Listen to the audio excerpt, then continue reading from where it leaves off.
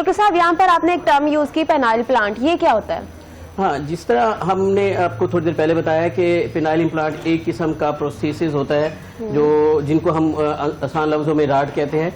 ये अज़ाए मखसूसा के अंदर सर्जरी करके दोनों साइडों पे डाला जाता है, जिससे उनमें एक किस्म की सख्ती आ जाती है और उस सख्ती की वजह से वो अपने अजवाजी जो ताल्लुक है वो कायम रख सकते हैं। इससे ना सिर्फ वो उनके जो अजवाजी ताल्लुकात है वो बेहतर होते हैं और इसके अलावा उनके जो औलाद वाला जो सिस्टम होता है वो भी नहीं खराब होता और वो भी बाकायदा औलाद पैदा करने की काबिलियत रखते हैं। ठीक है डॉक्टर साहब, ये बताइएगा जिस तरह से बाकी जिसमें जैसे आपने टांग टूटने का जिक्र किया, वहाँ पर रोड डालते हैं तो वो फ्लेक्सिबल होते हैं, तो यहाँ पर भी जो रोड डलते हैं वो फ्लेक्सिबल होते हैं? जी, इस तरह की सर्जरी में ना हम दो तरह के इम्प्लांट यूज कर रहे होते हैं। एक तो इम्प्लांट वो होता है जो कि सेमी रिजिड होता है, जिसको आप जिस टाइम मर्जी इसको आप बेंड कर सकते हैं और इस्तेमाल के काबिल कर सकते हैं, और दूसरा इन्फ्लेटेबल होता है जिसमें एक बैलून रख दिया जाता है।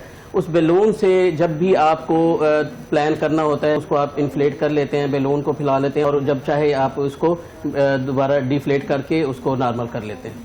ठीक है, अच्छा बताइएगा ये किस उम्र के लोग जो है ये उनके लिए सर्जरी मुमकिन हो सकती है? जी, सबसे पहले तो ये देखा जाता है कि कौन से ऐसे मरीज हैं जो कि पेनाइल इम्प्लांट के कैंडिडेट होते हैं। इसमें एज मैटर नहीं करती। हमने इस तरह काफ़ी प्रोसीजर ऐसे किए हैं जो कि 20 से 25 साल के लोगों को भी हमने ये प्रोसीजर की है। इसके अलावा 35 ईयर से अबव, 40 से अबव जितनी भी एज होती है जिनको अज़ाए मखसूसा में प्रॉब्लम आ रहा होता है, जिसमें उनकी जो वेनस लीकेज होती है वो पाई जाती है या आर्टीरियल ब्लॉकेज होती है या कोई भी सर्जिकल प्रोसीजर जिसकी वजह से वो इस काबिल नहीं होते कि वो तनाव ला सके अपने उसमें, तो वो कैंडिडेट जो कि कंफर्म होते हैं कि इनमें मेडिसिन नहीं काम करती, इनमें इंजेक्शंस काम नहीं करते, तो हमारे पास सिवाय पेनाइल इम्प्लांट के और कोई ऑप्शन नहीं रहती।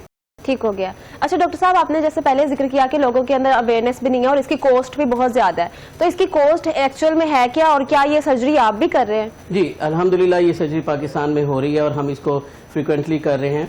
कास्ट के जो रीज़न है वो ये है कि ये जो इसमें प्रोसेसेस इस्तेमाल होता है वो पाकिस्तान से नहीं मिलता, हमें ये बाहर से इंपोर्ट करना पड़ता है, तो इस इंपोर्ट की वजह से इसकी कास्ट में काफ़ी ज़्यादा जो है इजाफा हो जाता है। इस वजह से लोग इस तरफ कम आ रहे होते हैं।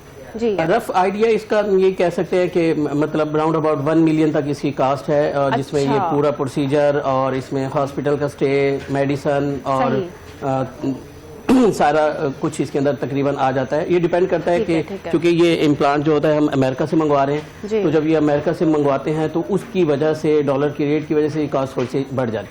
सही हो गया, मतलब 1 मिलियन तक ये सर्जरी मुमकिन है। ठीक है।